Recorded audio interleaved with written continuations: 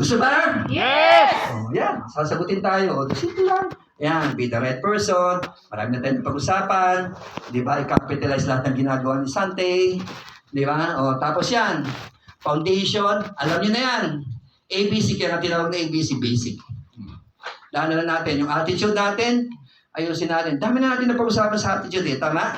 Yes! Integrated na nga eh. Kahit dahil na nga lang natin to eh. Hindi ba napapansin, hihinga na nga po eh. Attitude. O, yan. So, ayan o. O, para maintindihan natin yung succession ladder yan. Ginawa na nga yan para maintindihan natin. Eh, colorful pa o. Graphics pa. Kailangan ng good learning attitude para maramdaman mo yung cravings. Ma-internalize mo. Gusto mo matuto. Pag umatin ka, nagkakaroon ka ng knowledge. Accumulation of data. Yan, mga narinig nyo. Then, magugulat ka. Gumagaling ka. Tapos, organic to. Nagiging natural ang paglaki kasi meron ka dito. Sasabay yung income.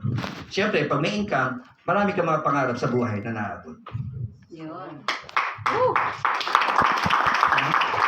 Ano ang pundasyon ng lahat? Yung iyong mahusay na katangian sa pakikinig at pagkatuto.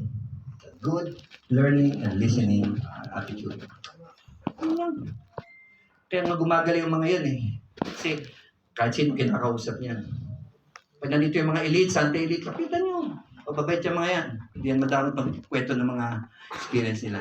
Diba? Ngayon, ito, ginawa ito para maintindihan mo. Paano mo makuha ang pangarap mo? Kailangan mo nito, tools. Pero saan magagaling ito? Pag may malaki kang network. Eh, paano yun? Pag nagkaroon ka ng skills. Saan mo nakukuha yung skills? Sa accumulation of knowledge. Di ba? Pero paano mangyari yun? Be hungry for learning. Hindi mo ma-experience yan kung wala kang good learning attitude. Yun. Di ba? Hi! Hello. Are you learning? Yes. So, belief. ABC to eh.